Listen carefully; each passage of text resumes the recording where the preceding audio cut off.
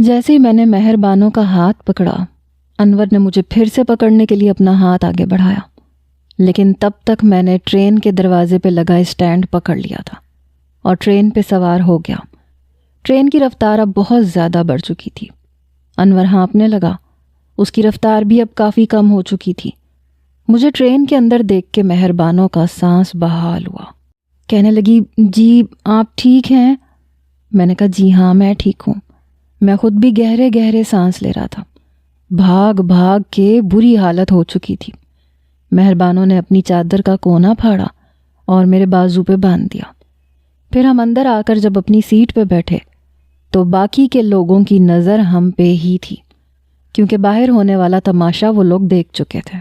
کچھ خواتین تھیں، کچھ مرد حضرات بھی تھے جو ہمیں دیکھ کر آپس میں آنکھوں سے اشارے کرنے لگے۔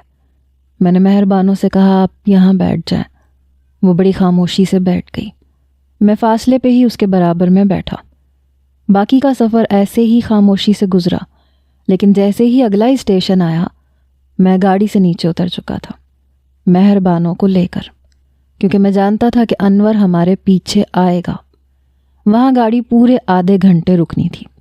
مہر بانو کہنے لگی، گاڑی سے کیوں اتر گئے؟ میں نے ہونٹوں پہ انگلی رکھ کے چپ رہنے کا اشارہ کیا اور ویٹنگ روم میں اسے لے کے بیٹھ گیا۔ رات کا پہر تھا، ویٹنگ روم بھی خالی تھا۔ میں نے دروازہ بند کر دیا، البتہ چٹخنی نہیں لگائی تھی۔ میں نے کہا باہر جانا خطرے سے خالی نہیں ہے۔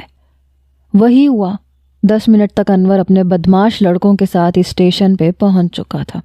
پھر انہیں کہنے لگا گاڑی کے ہر ڈبے میں دیکھو، جہاں وہ دونوں نظر آئیں انہیں نیچے اتارو۔ آج میں اس لڑکے کو چھوڑوں گا نہیں، اور نہ مہر بانو کو چھوڑوں گا، جان سے مار ڈالوں گا۔ لڑکے ٹرین میں سوار ہو گئے۔ کسی کے ذہن میں بھی یہ نہیں تھا کہ ہم لوگ ویٹنگ روم میں ہیں۔ مہر بانو کی رنگت سفید پڑ چکی تھی، بہت ڈر رہی تھی۔ کہنے لگی اگر اسے پتہ چل گیا تو وہ ہمیں جان سے مار ڈالے گا۔ میں نے کہا میں آپ کو باحفاظت آپ کے واصل کے پاس پہنچا دوں گا۔ بہرحال وہ لوگ ٹرین سے باہر نکلے۔ انور کہنے لگا چھوڑوں گا نہیں، یقیناً وہ باہر گئے ہوں گے۔ وہ انہی لڑکوں کے ساتھ واپس جا چکا تھا، لیکن ٹرین بھی جا چکی تھی۔ 2 گھنٹے ہم نے وہاں گزارے۔ پھر میں نے مہر بانو سے کہا کہ آپ یہاں بیٹھو، میں ابھی ٹکٹ لے کے آتا ہوں۔ کہنے لگی نہیں میں یہاں نہیں رکوں گی، میں آپ کے بغیر کہیں نہیں رکوں گی، اور ہم ٹرین میں نہیں جائیں گے۔ اس کی بات شاید ٹھیک تھی۔ میں اسے لے کے باہر آ گیا۔ اسٹیشن کے باہر بھی بڑی خاموشی تھی۔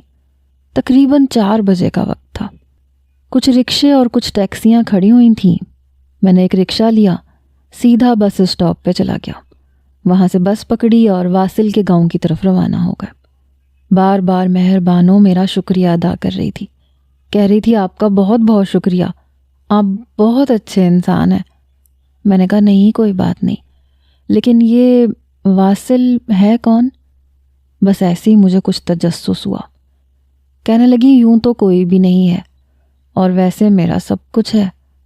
کہنے لگی ہمارے پڑوس میں رضیہ رہتی ہے، اس سے میری اچھی دوستی تھی، یہ اس کا کزن تھا، گاؤں سے آیا تھا شہر میں نوکری ڈھونڈنے کے لیے۔ ان دنوں میرا رضیہ کے گھر آنا جانا تھا۔ پھر 2 ماہ بعد رضیہ کی شادی بھی تھی، تو ہم لوگ مل کے ہی اس کی شادی کی تیاری کر لیتے تھے۔ اس کے کپڑے میں نے ہی سلائی کیے تھے، بہت اچھی تھی وہ۔ تبھی واصل بھی رضیہ کے بہانے کمرے میں آ جاتا تھا۔ ان کے گھر میں پردے کا کوئی خاص اہتمام نہیں تھا۔ پہلے تو میں بہت نروس ہوئی، گھبرائی کہ وہ اجنبی شخص کیوں آ کے بیٹھ جاتا ہے۔ رضیہ بھی اسے یہی کہتی تھی کہ تم کیا منہ اٹھا کے کمرے میں آ جاتے ہو۔ کہنے لگا تمہارا بھائی